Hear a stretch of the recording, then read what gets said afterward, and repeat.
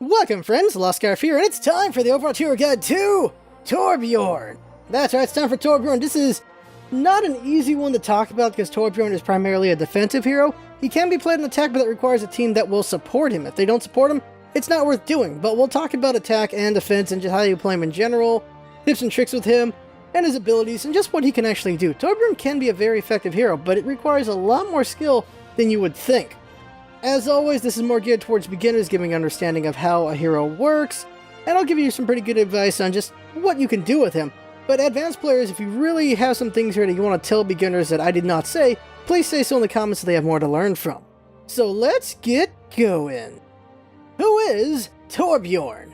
Well, his name is Torbjorn Lindholm, age 57, occupation weapons designer. So Torbjorn was this great weapons designer before the Omnic Crisis, and he had this mistrust of sentient machines and was looked at as some sort of paranoid guy about it. People were like, oh, the Omnics are fine, they'll be alright. Then the Omnic Crisis happened.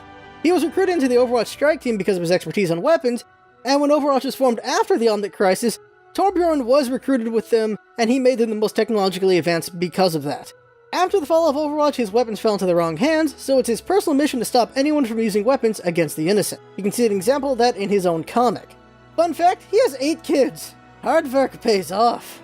So Torbjorn is a defensive hero. He builds a turret that keeps an area dangerous for the enemy. It will draw their attention to attack it, or avoid it at all costs. It's just a useful thing. The presence of your turret is something that will be very useful against your enemy, and you should keep that in mind as you're playing the game. Now, whether you want to babysit it or just run off and fight while it's around, you can just do either one depending on how good you are and how well you can get back to your turret, because you want to make sure it's always up when possible. Torbjorn's abilities. So first up is his passive Scrap Collector. Torbjorn generates 2 scrap a second. Every 50 scrap can be used to make a 75 armor pack for his team. Dead players also drop scrap pickups that are worth 15 scrap. That's allies and enemies, so that's a useful thing to keep in mind. Something also worth keeping in mind is that you can generate a pack every 25 seconds since you get 2 scrap a second. Torbjorn's gun is called the Rivet Gun. It has 2 forms of fire. The primary fire is a single projectile that arcs over distance and deals 70 damage to the body, 148 headshot. The secondary fire is 6 to 15 damage per pellet, a 10 pellet shotgun burst. So you have potential 150 damage to the body, or 300 damage to a headshot, max potential. He also has a melee weapon called the Forge Hammer. This does 55 damage per hit with the hammer, and it's used to repair the turret. It repairs the turret by 50 HP at a time, and also just to build up the turret to the next level. Next ability is Build Turret. So the turret has 3 levels. It can be built up to the 2nd level using the hammer, but you need the ultimate for the 3rd level. It has a long range and attacks whatever enemy comes in sight. The damage is 14 damage per bullet and rocket, 10 damage on console. Its HP is 150 at 1st level, 300 at 2nd level, and 800 at 3rd level. So it shoots 2 rounds a second in the 1st level, 4 rounds a second in the 2nd level, and 5 rounds a second in the 3rd level, and also has rockets in the ultimate form. Then there's the ability itself that makes armor packs. You use 50 scrap to make 75 HP armor packs for the team, 1 at a time. And then there's his ultimate Molten Core. So this gives Torbjorn 300 armor and plus 50% fire rate for 12 seconds. His turret also goes to level 3 for the duration. Torbjorn in combat. Now normally you set up your turret where the enemy isn't at yet so they can happen upon the turret and have a very bad day. Usually around corners or in pockets with a wide view of where the enemy may be. You'll learn what areas work best as you play the game and see where your turrets do well and where they don't. The turret can also be used as a distraction in a team fight. The enemy will usually turn to kill the turret, which gives your team a moment of respite, because that's going to do some damage. They're going to go for it to kill it while it's being built, so it just gives your team a moment to just hurt them without getting hurt back. As stated before, it is up to your playstyle whether you babysit your turret the whole time, or you run off and attack the enemy while your turret's up and gather scrap whenever possible from the dead bodies of everyone around you, and then of course using that scrap to build armor for yourself or teammates. Torbjorn can do a lot of damage on his own though, but his height makes it difficult to land headshots up close. But if you can land them, you will crush people pretty badly with that secondary fire, and just the single fire as well does a lot of damage pretty nicely. 140 damage to the head, and you can shoot so rapidly with it, that's going to do some work.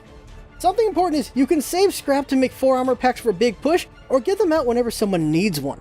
When a big situation comes up, you can use Molten Core to make your turret a dangerous killer or distraction, while also making yourself a dangerous killer or distraction. Now something important to keep in mind is Torbjorn is usually only used for defending cap points and payload maps. If you want to use him elsewhere, you will need a team that will support your turret, or you won't make much progress. You can put a turret down wherever, but the enemy team's probably going to kill it and won't be very useful if you're doing attack with it. But you have a team willing to put down shields or guard your turret as you're building it, so that you can be used against the choke point or just somewhere useful, then they can do some work with it, but you need a team that will allow you to do that. If a team will not support what you're doing, you're just going to waste time, so that's not going to go well for anybody. Mode duties. Now on Capture, Hybrid, and Payload, on Attack, I will say for you, only do Attack Torbjorn with a team of friends who know how to utilize it. You will need tanks to protect your turret while you're building it up so it can be used against the choke point or the capture point. If you can sneak around the enemy, you can also use the turret to draw their attention or to kill them from the rear. When your team takes the point, you can build a turret on or around it to prevent the enemy from stopping your capture. Now, when you're playing on a payload map, again, you're going to need friends to help you protect your turret, because you can put your turret on the payload. So now you have a mobile turret that can do some really good damage, but it still needs shields to protect it, or else it's just going to get destroyed along the way. But it can do amazing damage if allowed to. You're going to repair your turret as needed, and babysit turret or hunt down enemy for scrap.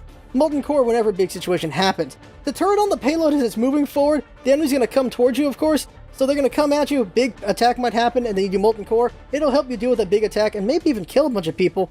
I have wiped an enemy team with a payload turret. It is amazing. It's really fun, but you need a team to let you do it.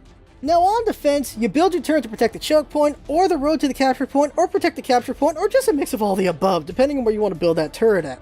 You want to keep the turret alive, shoot at the enemy, gather scrap, and armor up teammates when you feel best to do so. On payload, you place the turret around the corner to catch the payload as it moves forward. Only place turret in the way if you have a team actively contesting the cart. Use molten core whenever you feel you and your turret will help the team best.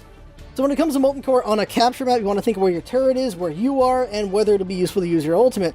If a big enemy push is happening on the capture point, you use your ultimate on your turret. Your turret is looking at the capture point. It's going to do a lot of damage to a lot of enemies. That'll be really great, especially if you're around to help out do it as well. Now, if you're nowhere near it, but you know your turret is there to defend it, then you can always just use it for just the turret and get your butt over there so you can help out as well. If you're the only one there, maybe your turret's dead, you got to consider, is this a good time to use it, or should I save it for later? When it comes to payload, it's the same thing, though more likely you got to build your turret up before you can use molten core, because the payload is going to keep being moved and they're going to be killing your turrets as they're moving the payload forward. So really you're going to be hoping for the enemy team to get distracted enough for you to be able to build the molten core turret, because it needs to get level 2. At level 1 it won't do it. Or you're just going to have to rely on just yourself to do work with molten core, which is the thing you can do. Torbjorn can do a lot of damage, and if you can use the cart to stand on it for headshots, that is helpful as well. Now when it comes to control, you set up your turret as soon as possible where you feel it will help your team best. When taking the point, you set it up outside of the point for a good view of where you can shoot the enemy on the point. When defending the point, just place it where it will do the most damage to defend the point. It's simple as that. Torbjorn can be effective in control maps, but he needs the time to build up his turret. So usually you need your teammates to just push the enemy far enough back that you can put up your turret somewhere useful, or you just hurry up and set it up before anyone gets to the point, or you put on the point after your teammates have pushed the enemy off the point. But that's the problem with Torbjorn, is he needs time to build up his turret. If he doesn't have the time to do it, he'll be useless, so you got to keep that in mind when you're playing him. Tips and tricks with Torbjorn. Due to his scrap rate, Torbjorn can make an armor pack every 25 seconds, so consider that for the next tip, and that is, in 2 minutes you can have enough scrap to make 4 armor packs, which you can use for a strong push. You're giving 4 people 75 armor, that means that's 300 HP for your team. That can be a huge for a push. Another thing is, mentioning this again, turret can be used as a useful distraction. The enemy team will go after it when you put it down. That gives your team a moment to do something with the enemy team distracted. At long distance, aim your rivet gun a little high because of gravity. That's pretty important to keep in mind because it does go a bit low as you're shooting it. Next up is burst shot is great for killing tanks. I love using this against tanks. Walk up to a Reinhardt, he never sees it coming. You just shoot him in the body, 150 damage. Do it a couple times and he's dead while he's trying to use his shield to protect himself. Another person for this is Roadhog. Roadhog has a hard time shooting you because you're kind of small, also hitting with the hook, so you can take him out. It's very deceptive what you can do to Roadhog when you're Torbjorn. And D.Va, you're also a hard shot for D.Va as well, so shoot her in the face while she's trying to shoot you, and you can get rid of her mech pretty easily. Next up, armor can be used to keep you alive in desperate situations. Sometimes you got to be a big distraction for the enemy team if you got enough scrap for it. You can fight the enemy, put down an armor for yourself. Fight the enemy, put down armor for yourself. Keep yourself alive for a while, be a hard target to kill. You just distract people. If you can distract 2 or 3 people at once, that's pretty good for your team. Next up, turret must be level 2 to progress to level 3 during ultimate. Just mention this because you see people who will do molten core and then drop the level 1 turret and then just start fighting and assume that's going to go to level 3. It will not. You have to get it to level 2 first. And the last tip is, sometimes only you or your turret need molten core to be effective. And this is just mentioning again that if you know where your turret is, usually protecting your cap point, or maybe you're protecting where the payload is or something like that, and you're not over there, you're either getting scrap or you're coming back from the dead, just go and do your ultimate so it'll help defend. Or maybe your turret's dead and you don't have time to build one, you need to put down that ultimate just to do something to help out with the team. You can do that as well. It's great to have both out, but sometimes you only need to use ultimate for one or the other to save the day. In conclusion, Torbjorn is a fun hero that can do a lot of work for his team in the right situations with teammates that know how to help him be effective. He is primarily defense, but a group of friends can make him shine elsewhere. Don't be afraid to experiment with Torbjorn, but recognize that sometimes he's just not working out and you may need to switch to something else. Great positioning, good support, accuracy with your gun, and knowing when to use your armor and ultimate will lead to great success. So that right there is the guide for Torbjorn. As always, it's important to share these guides. The more people learn about different heroes, the better it is. You learn how to play as them, you know how to play with them, you know how to play against them. By looking at different guides, it's very helpful for that. Just makes everyone better at the game, which is good. Next up is going to be Winston. That should be a fun guide. He is a great distraction tank. He can do some work in the front line, but he's great as a distraction. He's great as a flank.